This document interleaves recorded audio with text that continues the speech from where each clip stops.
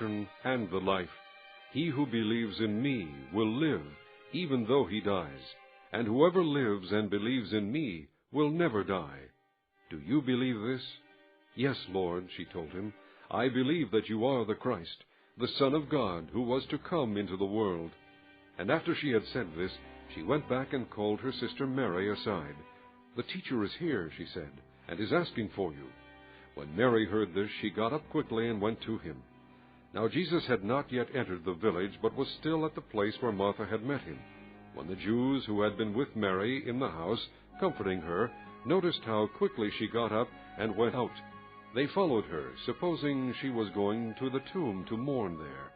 When Mary reached the place where Jesus was and saw him, she fell at his feet and said, "Lord, if you had been here, my brother would not have died." When Jesus saw her weeping, and the Jews who had come along with her also weeping, he was deeply moved in spirit and troubled. "Where have you laid him?" he asked. "Come and see, Lord," they replied. Jesus wept. Then the Jews said, "See how he loved him." But some of them said, "Could not he who opened the eyes of the blind man have kept this man from dying?" Jesus, once more deeply moved, came to the tomb.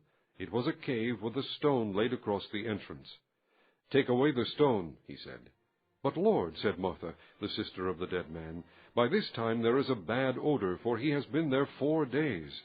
Then Jesus said, "Did I not tell you that if you believed, you would see the glory of God?" So they took away the stone. Then Jesus looked up and said, "Father, I thank you that you have heard me.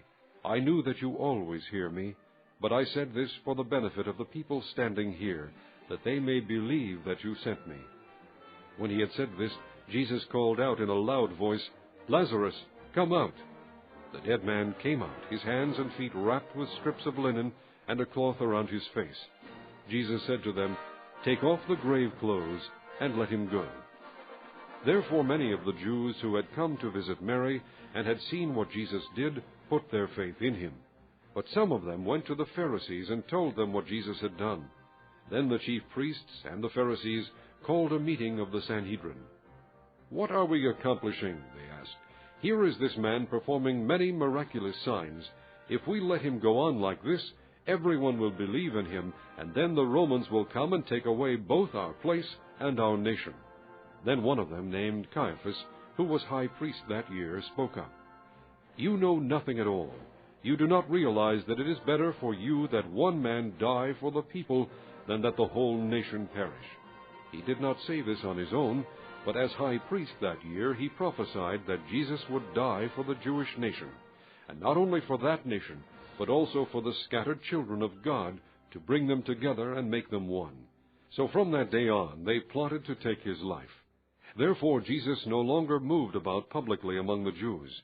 Instead he withdrew to a region near the desert, to a village called Ephraim, where he stayed with his disciples. When it was almost time for the Jewish Passover, many went up from the country to Jerusalem for their ceremonial cleansing before the Passover. They kept looking for Jesus, and as they stood in the temple area, they asked one another, "What do you think? Isn't he coming to the feast at all?" But the chief priests and Pharisees had given orders that if anyone found out where Jesus was, he should report